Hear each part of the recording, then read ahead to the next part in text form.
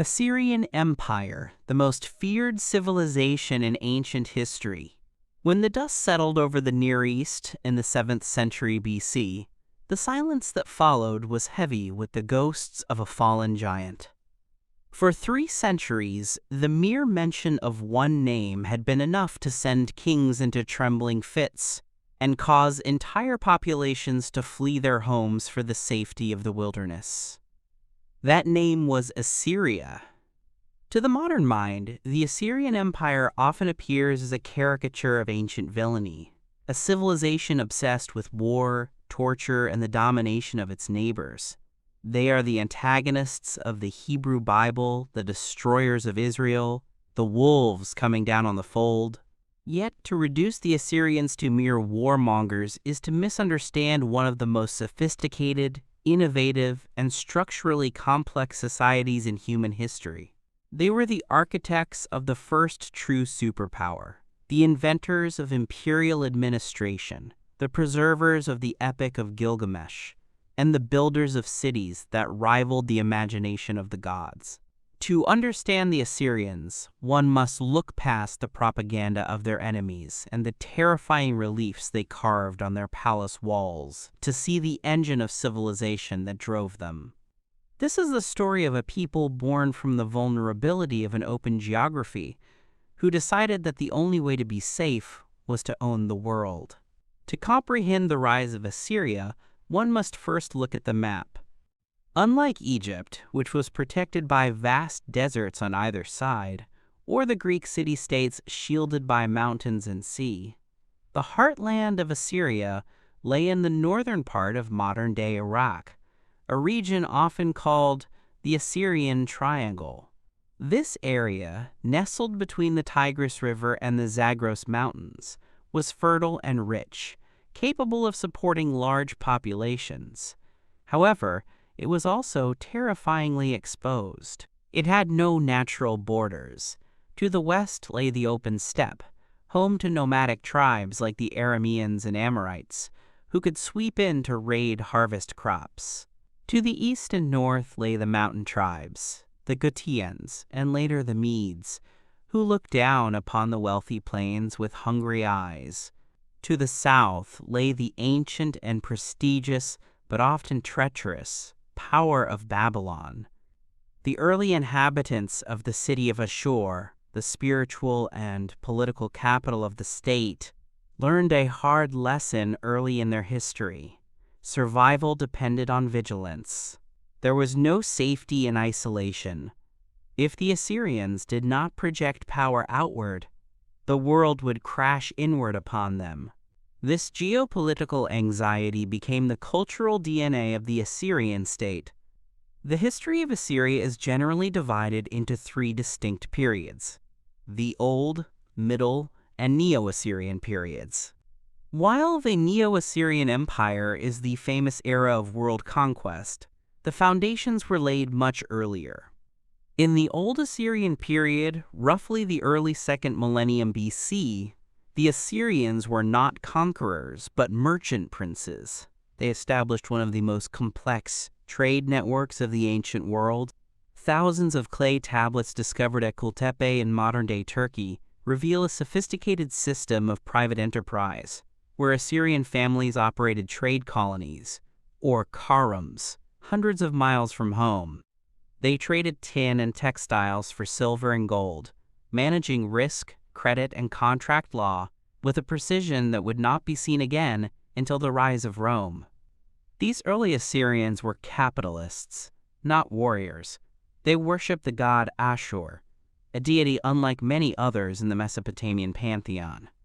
Ashur was not originally a god of the sky or the storm, but the deified embodiment of the city itself and the mountain upon which it sat. To be Assyrian was to belong to Ashur. This religious cohesion provided a strong identity, but the peaceful days of trade were doomed by the chaotic shifting of Bronze Age powers. The transition to a militaristic society began during the Middle Assyrian period, particularly in the 14th and 13th centuries BC. As the great powers of the Late Bronze Age, the Hittites, the Egyptians, and the Mitanni, clashed for supremacy, Assyria was initially swallowed up as a vassal state of the Mitanni. The humiliation of servitude ignited a fire in the Assyrian aristocracy.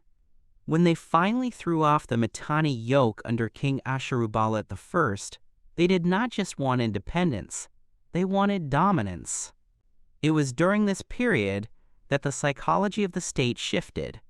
The Middle Assyrian laws, which have survived on tablets, are notable for their extreme harshness, even by ancient standards. While the earlier Code of Hammurabi operated on a principle of eye for an eye, Assyrian law introduced brutal corporal punishments, including mutilation and flaying, for crimes ranging from theft to adultery. This legal brutality mirrored a shift in state ideology. The king became the vice-regent of the god Ashur, charged with a divine mandate to expand the borders of the land of Ashur. To the Assyrian mind, the world outside their borders was synonymous with chaos. By conquering foreign lands, they were not just acquiring wealth, they were bringing divine order to a chaotic universe.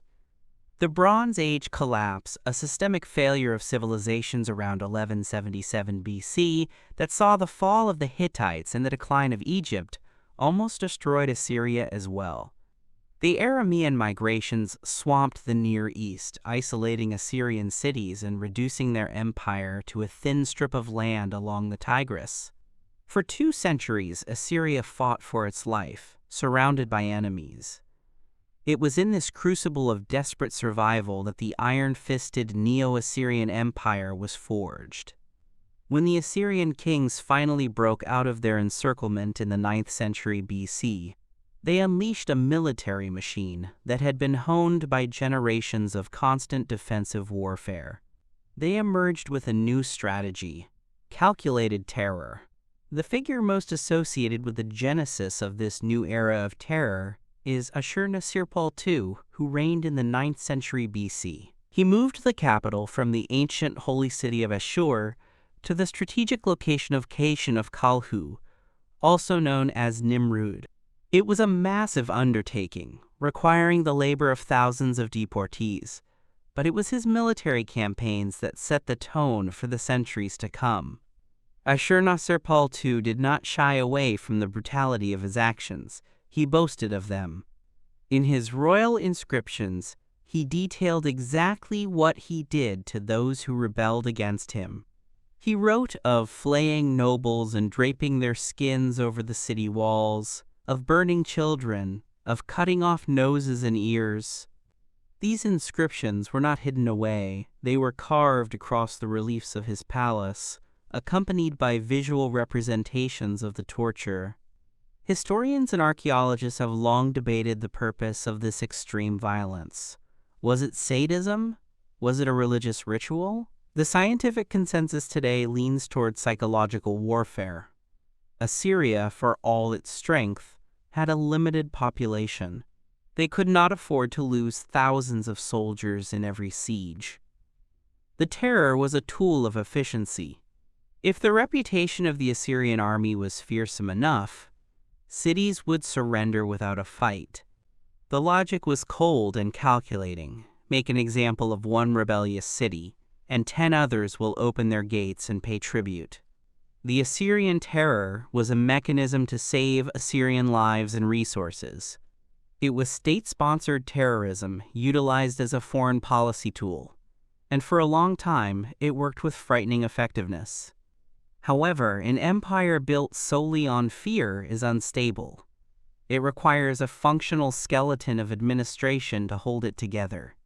This brings us to Tiglath-Pileser III, perhaps the most important king in Assyrian history, though less famous than his successors. Taking the throne in the mid-8th century BC during a time of weakness and civil war, he revolutionized the Assyrian state. Before him, the Assyrian army was largely a conscript force, levied during the summer months when farmers were available. This limited the range and duration of campaigns.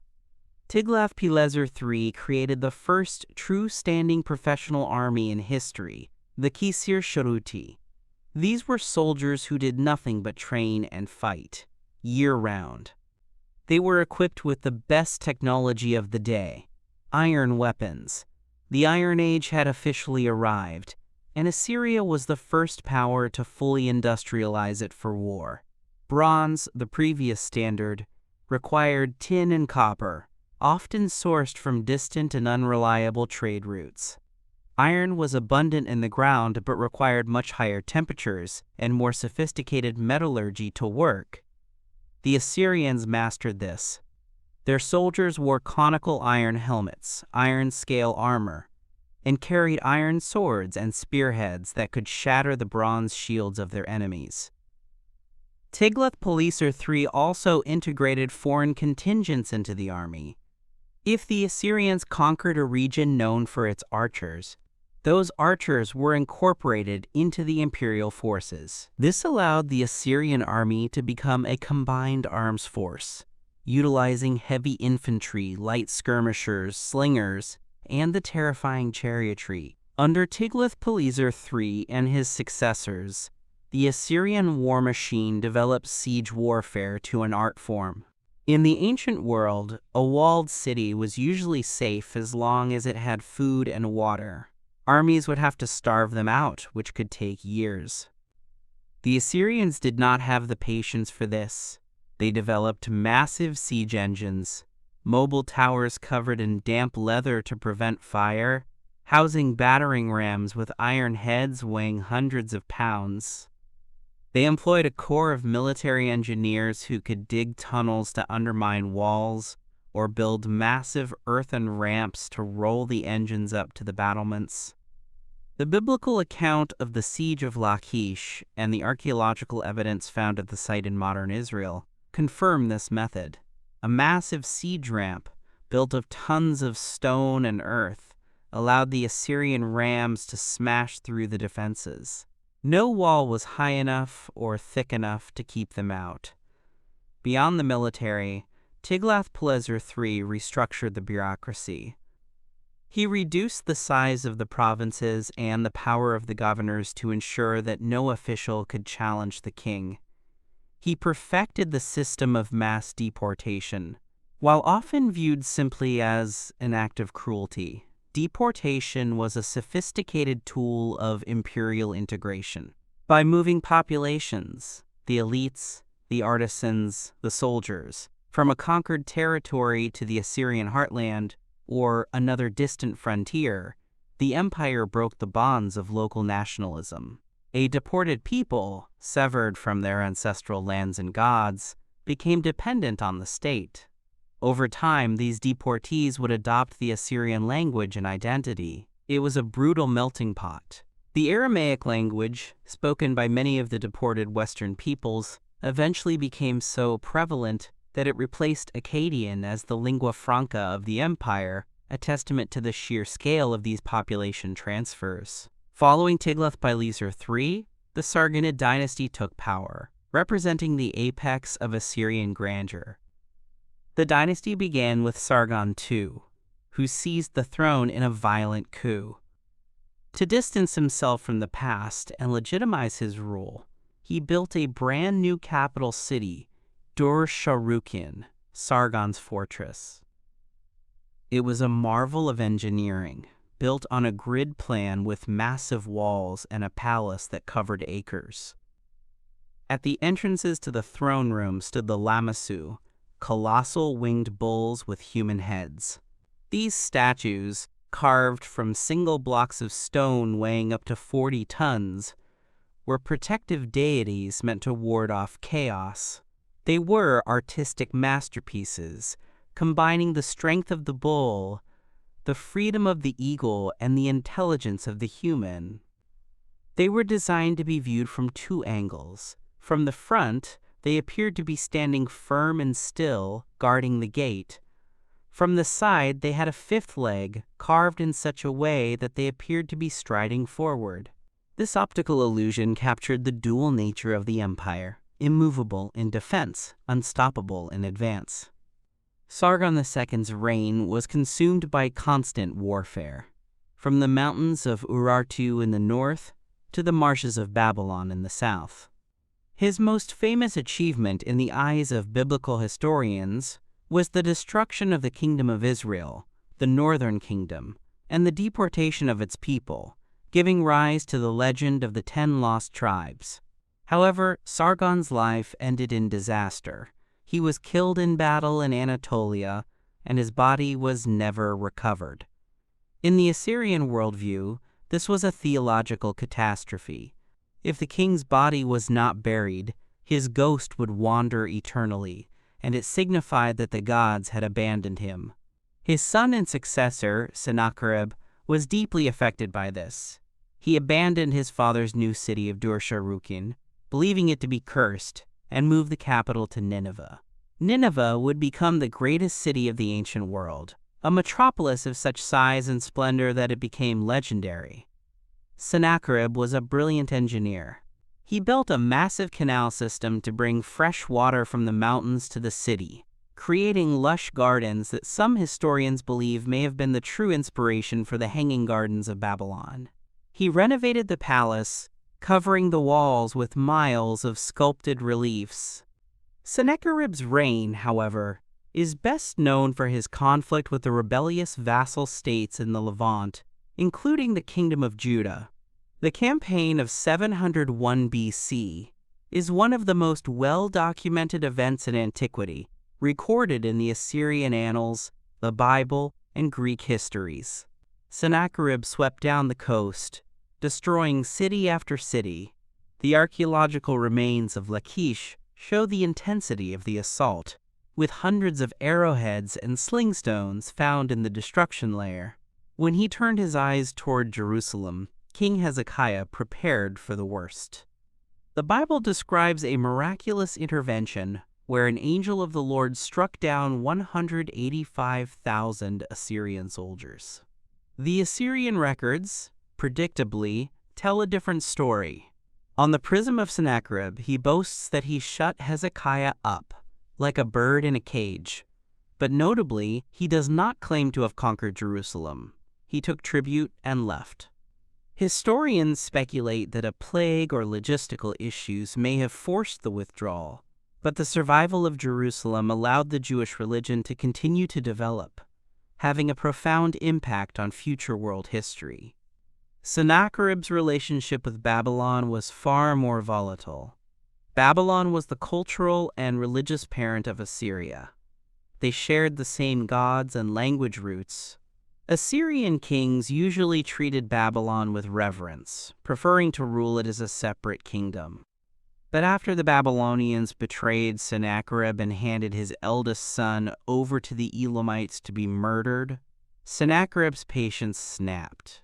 In a fit of calculated rage, he besieged Babylon, conquered it, and ordered it to be leveled. He claimed to have smashed the statues of the gods and diverted the canals to flood the city, turning the great metropolis into a swamp.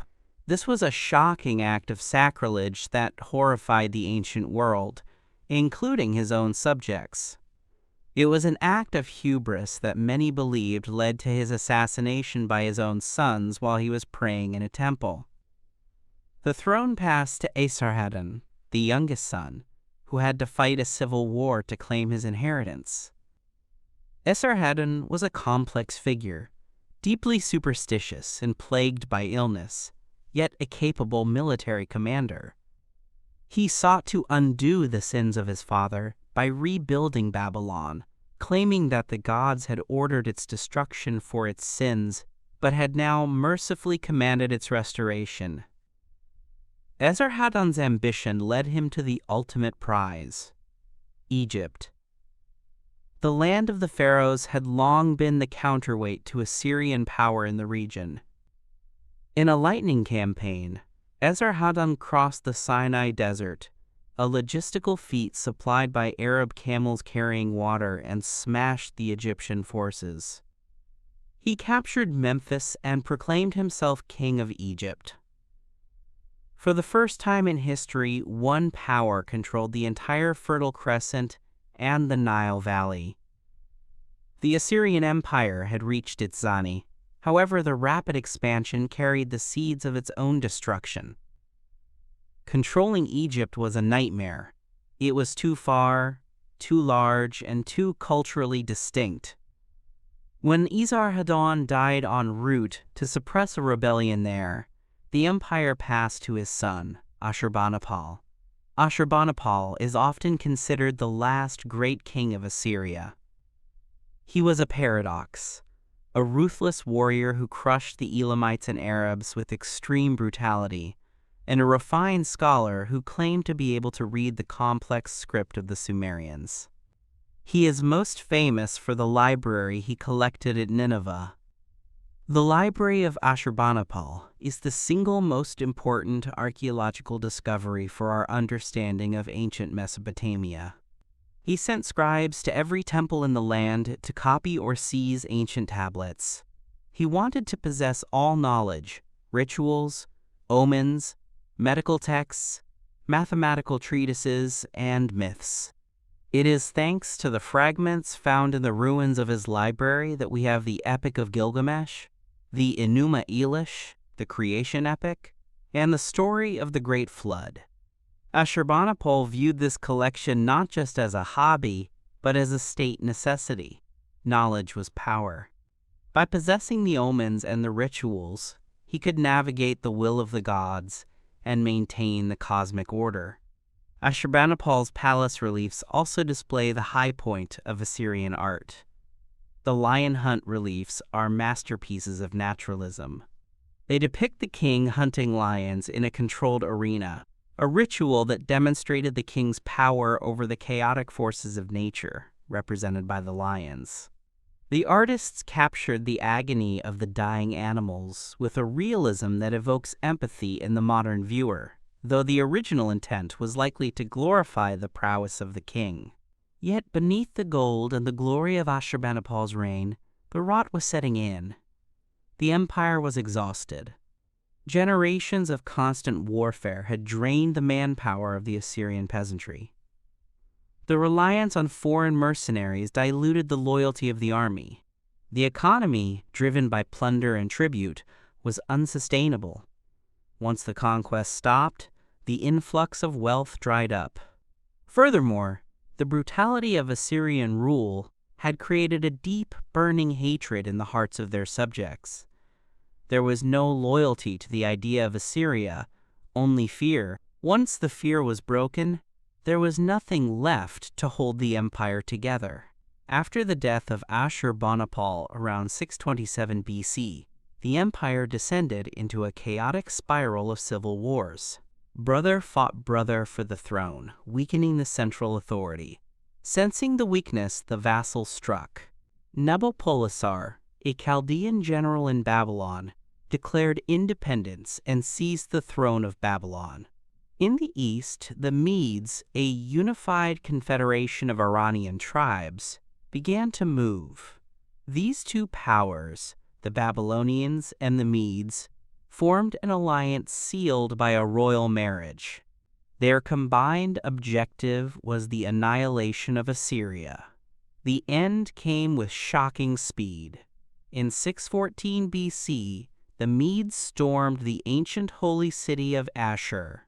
They looted the temples and massacred the inhabitants. 2 years later, in 612 BC, the allied armies converged on Nineveh. The greatest city in the world was besieged.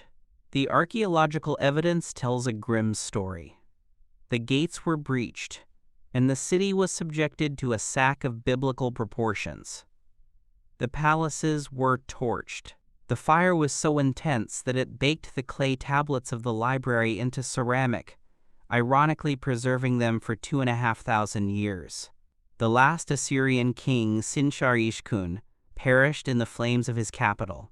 A remnant of the Assyrian army retreated to the city of Haran in the west, hoping for Egyptian aid, but they were defeated in 609 BC. In the span of a single lifetime, the empire that had ruled the world for centuries was wiped from the map. The destruction was so complete that when the Greek mercenary Xenophon marched past the ruins of Nineveh only 200 years later, he did not even recognize them as the capital of Assyria. He saw only massive, mysterious mounds of earth and thought they belonged to some long-forgotten civilization of Medes. The land of blood had been silenced. But did the Assyrians truly vanish? While the political entity was destroyed, the people remained.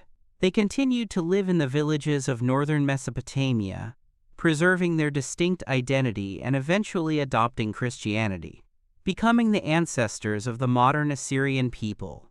Furthermore, the legacy of the Assyrian Empire profoundly shaped the future. They had created the blueprint for empire. The Persians, who would rise shortly after, adopted the Assyrian administrative structures, their road systems, their courier tactics, and their use of Aramaic as a diplomatic language. The Assyrians proved that it was possible to rule a multi-ethnic, multilingual empire under a single central administration. They shrank the world. The scientific and cultural contributions of the Assyrians are often overshadowed by their military reputation, but they are substantial. In astronomy, they kept meticulous records of planetary movements to interpret omens, data that would later be used by Greek astronomers.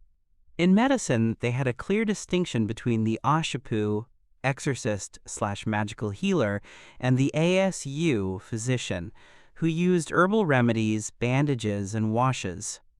They identified hundreds of plants and minerals for pharmaceutical use.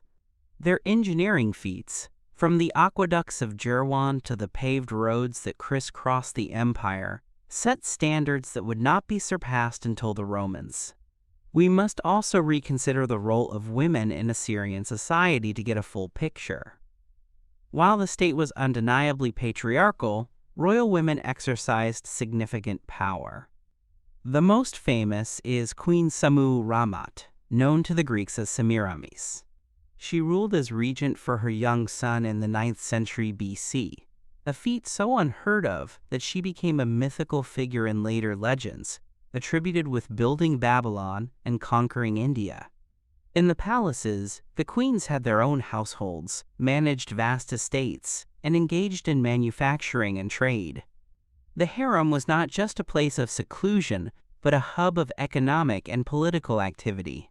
However, for common women, the Middle Assyrian laws suggest a decline in status compared to earlier periods, with strict laws regarding veiling in public to distinguish respectable women from slaves and prostitutes, a custom that has echoed through the millennia in the region. The religion of Assyria also offers a window into their worldview. The king was the pivot point of the universe. During the New Year's festival, the Akitu, the king would undergo a ritual humiliation, being slapped by the high priest and forced to weep before the statue of the god, reaffirming his humble service to the divine. The state religion was not about personal salvation, but about cosmic maintenance.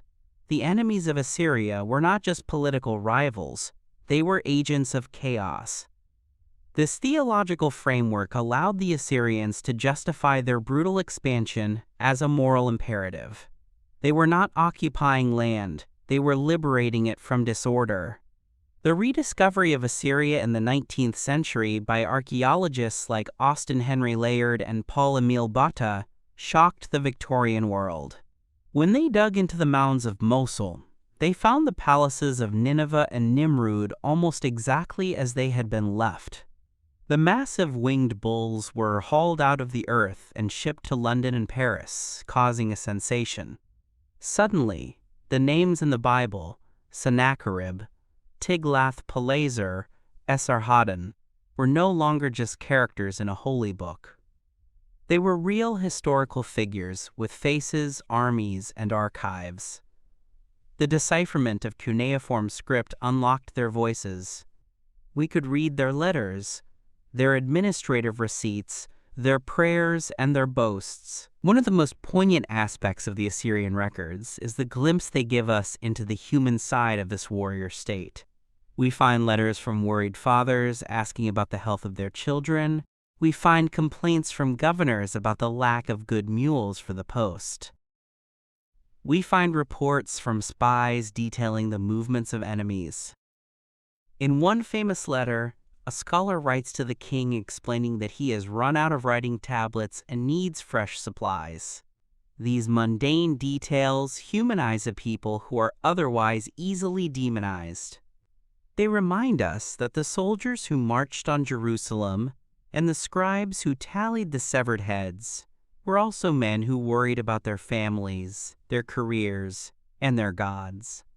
The Assyrian military machine also drove technological innovation. The shift to cavalry is a prime example. In the early Neo-Assyrian period, horses were generally too small to carry an armored rider effectively, so chariots were the main strike force. As the Assyrians bred stronger horses and acquired better mounts from the Medes and Urartians, they began to develop true cavalry. By the time of Ashurbanipal, the chariot was largely ceremonial or used for command, while mounted lancers and archers dominated the battlefield. This transition marked a significant evolution in military history, paving the way for the cavalry-dominated warfare of the Middle Ages. The logistics of the Assyrian army were equally impressive. To move an army of 50,000 men across deserts and mountains required planning that rivals modern military operations. They had a corps of supply officers, the Raib Kiskizi, responsible for food and fodder. They set up granaries along the line of march years in advance. They used inflated animal skins to float troops across rivers, a technique depicted vividly in their reliefs. The royal road, the precursor to the Persian system, was maintained specifically to allow the rapid movement of troops and intelligence. A message could travel from the capital to the frontier in under a week, a speed of communication that held the vast empire together. The fall of Assyria serves as a potent historical lesson on the limits of hard power. The Assyrians were masters of the stick, but they struggled with the carrot. While they did integrate elites and offer security, the fundamental nature of their rule was extractive. They took and they punished. They failed to create a sense of shared citizenship or loyalty among the subject peoples in the way that Rome later would. When the central fist weakened, there was no residual affection to keep the provinces in line. They all revolted at once. The coalition of Medes and Babylonians was not just an opportunistic alliance. It was a release of centuries of pent-up rage. The violence of Nineveh's destruction was the mirror image of the violence Assyria had inflicted on the world. Yet the most feared civilization claim holds true not just because of their brutality, but because of their competence. They were terrifying because they were organized. A barbarian horde can be frightening, but a disciplined, well-equipped, professional army that fights in formation, utilizes combat engineers, and follows a long-term strategic plan is a different kind of nightmare. The Assyrians introduced the world to the concept of the superpower, a state with the reach to project force anywhere in the known world. They showed that it was possible to unify the disparate cultures of the Middle East under one banner, even if that banner was stained with blood. As we look back at the Assyrian Empire, we see a reflection of the eternal human struggle between order and chaos, between the desire for security and the cost of freedom. The Assyrians chose security at the absolute price of mercy. They built a monument to power that was as magnificent as it was cruel. The ruins of Nineveh may be silent now, the great libraries broken and the palaces buried, but the echo of their marching boots still resonates in the history of the world.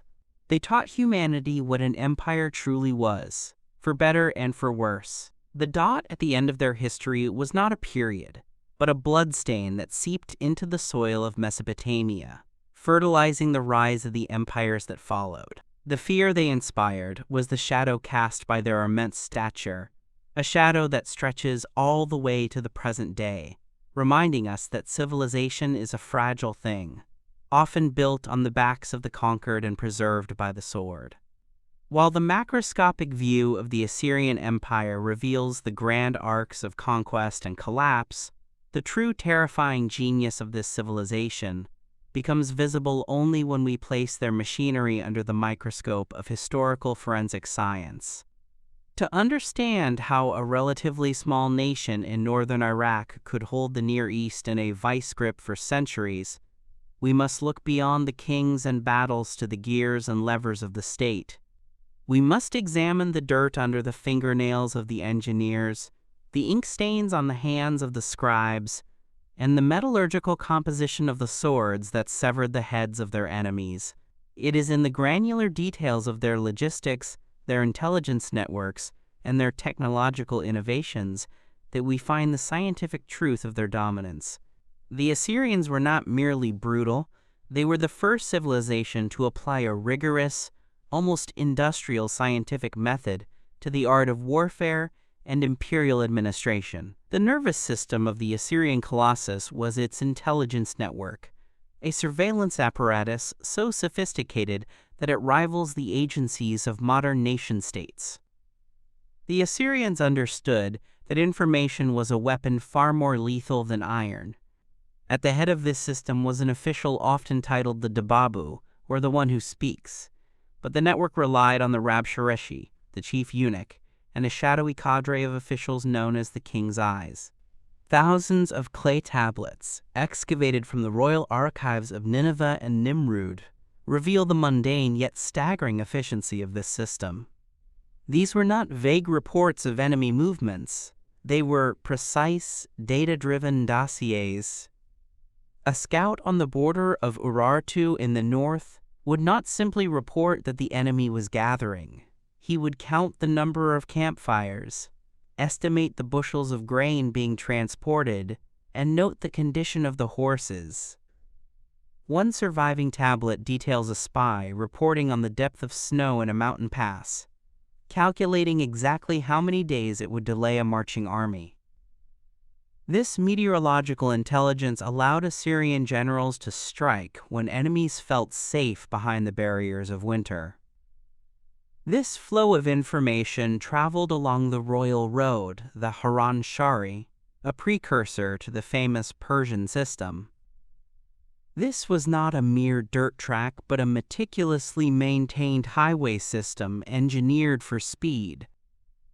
Archaeological surveys have identified sections of these roads, paved with stone and elevated above the floodplain to ensure year-round operability.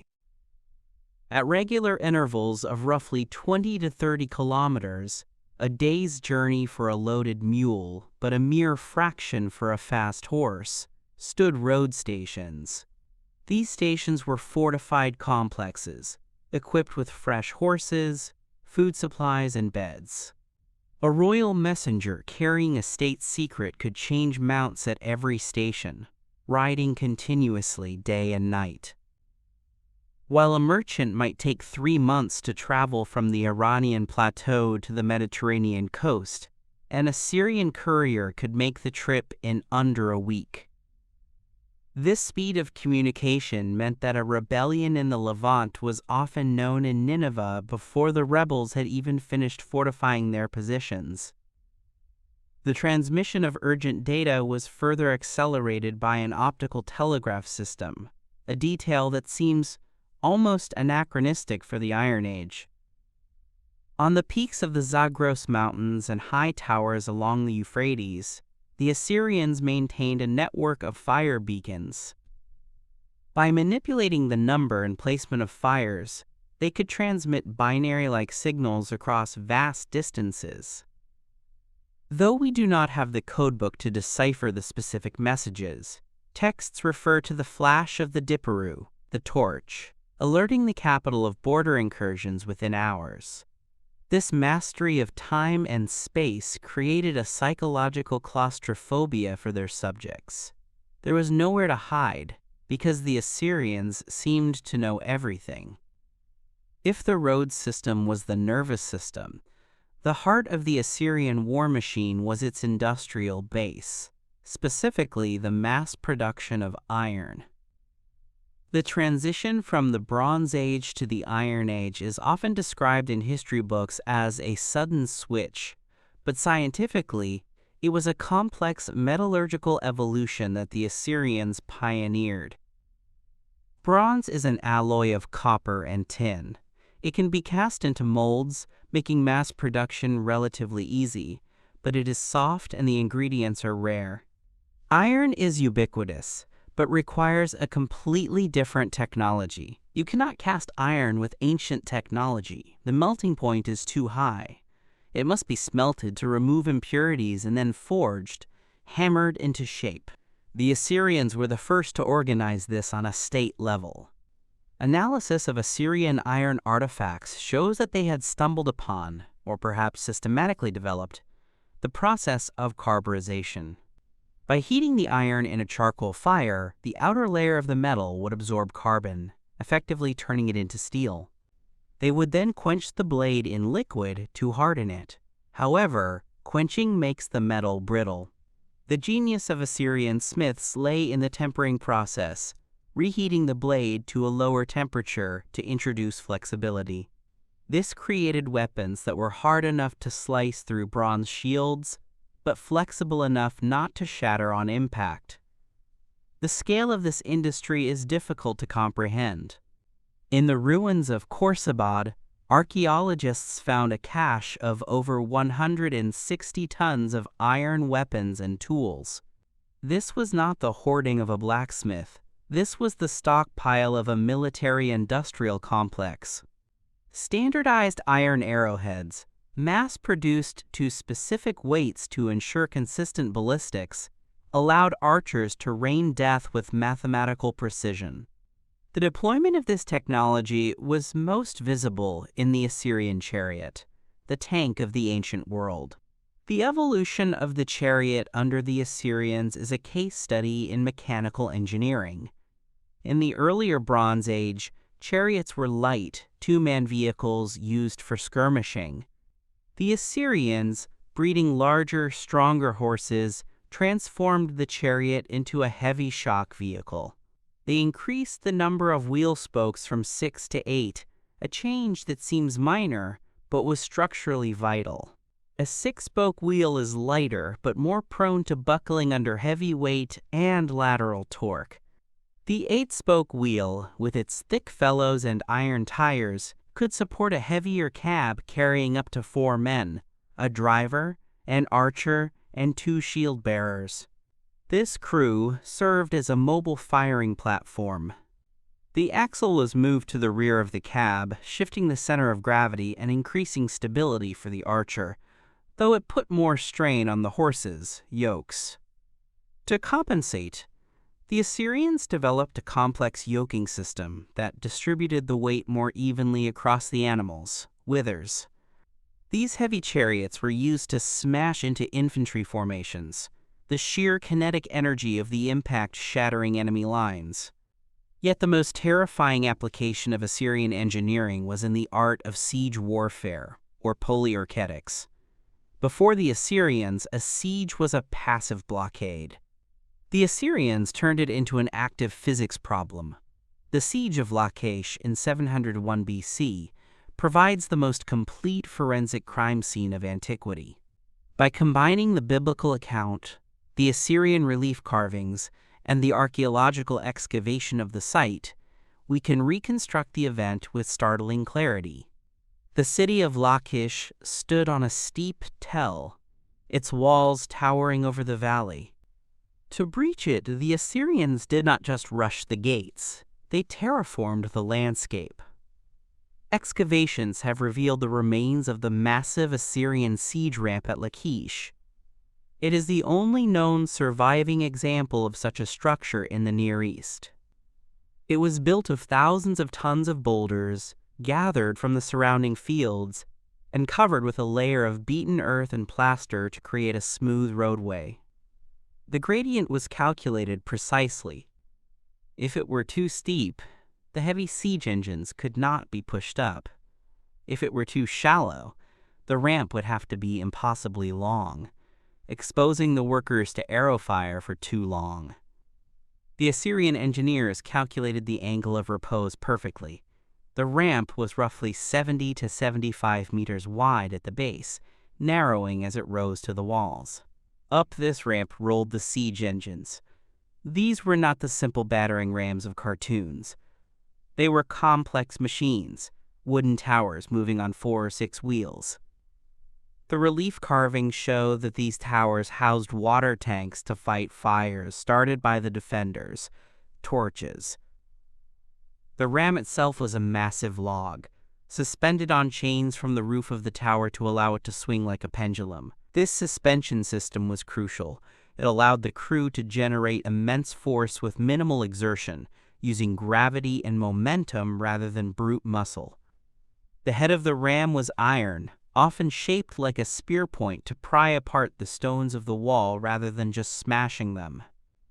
The specific tactic was to aim for the joints in the masonry, dislodging the stones until the structural integrity of the wall failed and the section collapsed. Defending against this required the people of Lachish to innovate as well. The excavations show that they built a counter-ramp inside the city to bolster the wall at the point of attack. They also used fire chains, swinging burning logs to catch the siege engines on fire. The Assyrian response was equally technical.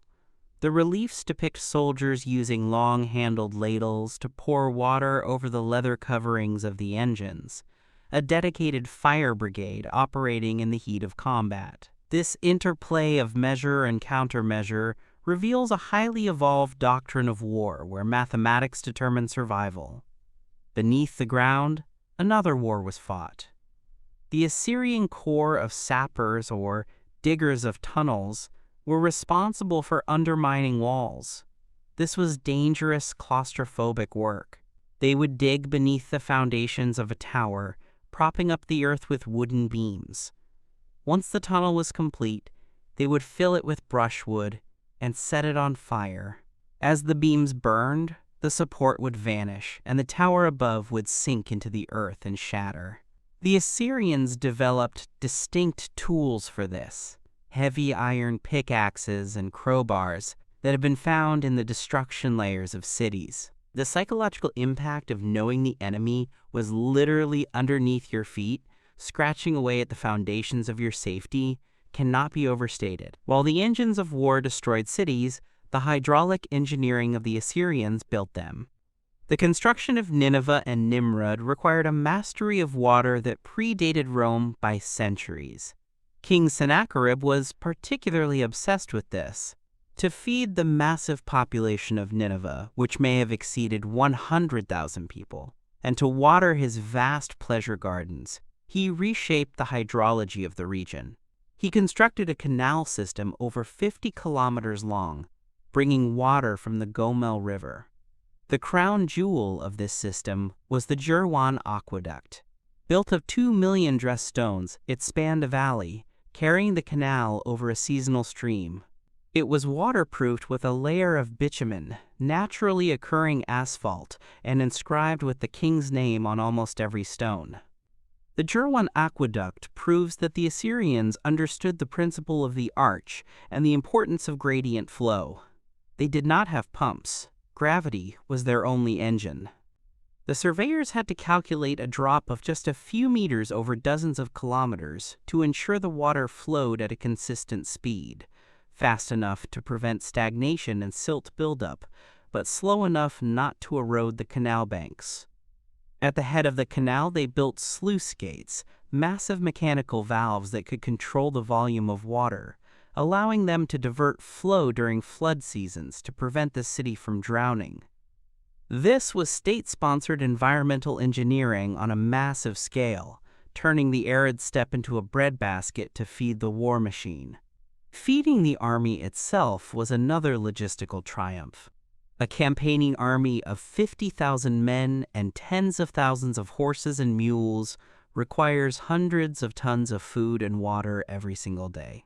The Assyrian bureaucracy handled this with the use of the Ilku tax system, which could be paid in grain and supplies. They established a network of granaries, or koru, along the line of march. The ration lists preserved on clay tablets are meticulously specific. They differentiate between the quality of bread for the officers versus the infantry. They list the specific calorie-dense mixtures of barley and oil for the horses. The Assyrians were likely the inventors of the processed military ration. They utilized a form of hardtack or twice-baked bread that would not spoil during long months on campaign. The logistics of water were even more critical. In the arid landscapes of the Near East, water determined the range of the army. The Assyrians utilized the giru, or water skin, made of tanned goat hides, but they also pioneered the use of deep wells in their camps.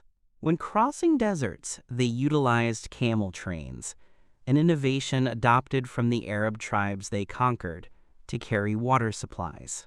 The relief carvings show soldiers drinking from these skins, but they also show something more ingenious: the use of inflated animal skins as individual flotation devices. When the army reached a river like the Tigris or Euphrates, they did not stop to build boats. The soldiers would inflate sheepskins, strip off their armor, and swim across, using the skins for buoyancy. For the heavy equipment and chariots, the engineers would lash together boats to form pontoon bridges, paving them with brush and dirt to create a road over the water. This ability to cross major hydrological barriers gave the Assyrian army a strategic mobility that their enemies could not comprehend. But what of the men who operated this machine? The forensic evidence gives us a glimpse into the physical reality of the Assyrian soldier. Skeletal remains from the period show the wear and tear of a life of violence. Healed fractures, bone spurs from heavy lifting, and the distinct degradation of joints associated with marching and archery are common. The Assyrian archer, the core of the infantry, used a composite bow. This was not a simple stick of wood, but a laminate of wood, horn, and sinew, glued together with animal adhesive. It required years of practice to master. The draw weight of these bows was immense, likely over 100 pounds. To hold such a weight while aiming required a skeletal restructuring of the shoulders and back, a deformity of strength found in the bones of professional archers. The medical treatment of these soldiers was a blend of empirical science and religious ritual, which to the Assyrians were one and the same. The Assyrian medical texts, such as the Diagnostic Handbook, reveal a systematic approach to injury. They classified wounds, fevers, and diseases with a taxonomical rigor. There were two types of healers: the ASU, who acted as a physician or pharmacist, and the Ashipu, who was an exorcist. In the context of battle, the ASU would wash wounds with beer and hot water, an early, perhaps accidental form of antiseptic treatment, and apply poultices of honey and herbs. Honey, we now know, has antibacterial properties. They used bandages of linen and wool. They set broken bones with splints. However, the Assyrians believed that the physical wound was only half the problem. If a soldier was struck by a sword, it was because a demon or an angry god had allowed the defense to fail. Therefore, the treatment involved the Ashipu reciting incantations to drive the evil spirit out of the wound. This dual approach addressed the psychological trauma of war as well. The Assyrian soldiers, living in a world of constant bloodshed, certainly suffered from what we would now call post-traumatic stress disorder. Ancient texts describe soldiers who are visited by the ghosts of those they killed in their sleep. Men who shake with fear for no reason or who cannot hear or speak. The Assyrians interpreted this as being haunted. The hand of the ghost was a medical diagnosis. The rituals to cleanse a soldier after battle, sacrifices, washing in holy water, the burning of incense, served a vital therapeutic function, allowing the soldier to mentally transition from the sphere of war back to the sphere of peace. It was a mechanism to reintegrate the killer back into society. The psychological warfare extended outward as well. The Assyrians were masters of acoustic warfare. The sound of an approaching Assyrian army was designed to induce panic. They used large copper drums and trumpets. But the true terror was the rhythmic clash of weapons and the roar of the soldiers. The relief carvings show musicians playing amidst the carnage, suggesting that the rhythm of battle was orchestrated. The psychological impact of the whistling arrows. Some arrowheads were drilled with holes to create a screaming sound as they flew, added to the sensory overload. Fear was a chemical weapon, flooding the enemy's nervous system with cortisol before the first blow was struck. We must also look at the software of the empire, the language, and the scribal culture. The Assyrian state was run by Aramaic and Akkadian speakers, often operating in a bilingual environment. The complexity of the cuneiform script meant that literacy was a specialized skill, a guarded technology. The scribe was not just a writer. He was a notary, a lawyer, and an accountant.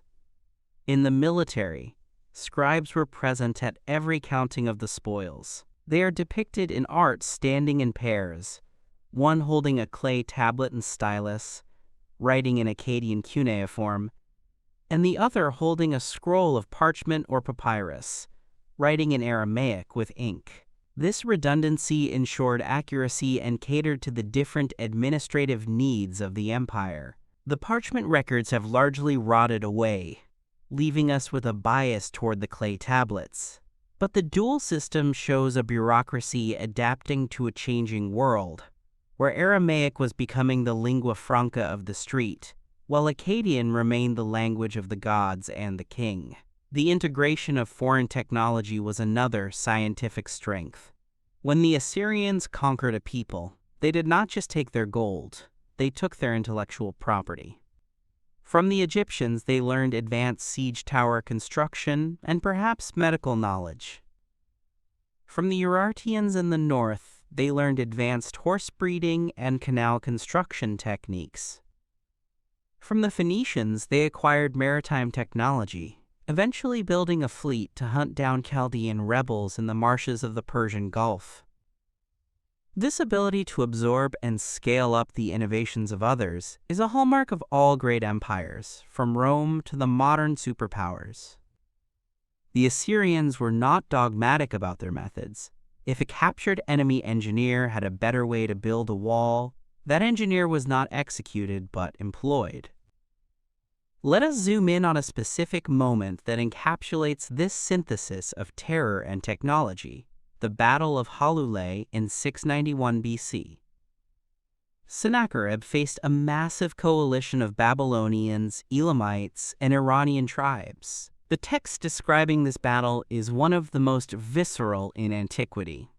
It describes the dust of the battle blotting out the sun. It describes the horses wading in blood up to their knees. But amidst the poetry of slaughter, we see the mechanics. Sennacherib describes his armor. I put on my coat of mail. I mounted my supreme war chariot which lays low the foe. I grasped the strong bow. I seized the javelin. We see the combined arms in action, the chariots breaking the line, the cavalry pursuing the routers, the infantry moving in to secure the ground. We see the tactical targeting of the enemy command structure. The Assyrians specifically hunted the enemy generals, knowing that decapitating the leadership would cause the coalition army, composed of disparate linguistic groups, to dissolve into chaos. It was a victory won not just by rage, but by the precise application of force at the critical point. Even in their fall, the Assyrians demonstrated a grim efficiency. As the Medes and Babylonians closed in on Nineveh, the Assyrians feverishly strengthened their defenses. Archaeological evidence shows that they narrowed the gateways of the city with rough stone walls to make them harder to ram. They blocked up the lower windows of the palaces. They were adapting to the very siege tactics they had perfected. The irony is palpable. The masters of the siege were finally besieged. The water management system that Sennacherib built was turned against them when the besiegers dammed the river to flood the walls, washing away the sun-dried brick superstructure. The technology that sustained the empire became the instrument of its destruction. The legacy of this scientific approach to empire did not die in the flames of Nineveh. It was merely transferred. The Neo-Babylonian Empire that followed stepped into a turnkey operation. They used the same provincial borders, the same tax system, and the same scribal practices. The Persians under Cyrus and Darius expanded the Assyrian road network and the courier system. The concept of the King of Kings, a title used by Assyrian monarchs to denote their suzerainty over lesser rulers, was adopted by the Persians and later the Parthians. The Assyrian method of dividing the year, the reliance on omens, and the mathematical sexagesimal system, base 60, which gives us our 60-minute hour and 360-degree circle, were preserved by the very cultures that hated them. In the end, the most feared civilization was also the most studious. They were a culture that believed the universe was a riddle to be solved. If they could track the stars, they could predict the will of the gods. If they could engineer the flow of water, they could turn the desert green. If they could perfect the ratio of tin to copper or carbon to iron, they could rule the world. Their cruelty was a policy choice, but their power was a product of their intellect. They were the first to show that an empire is not just a collection of conquered lands, but a vast, complex machine that requires constant oiling, repair, and calibration. The ghosts of Assyria do not just haunt the ruins of the Near East. They live on in the bureaucracy, the logistics, and the military doctrines of every superpower that has risen since. We fear them because they were the wolves, but we respect them because they were the architects of the cage.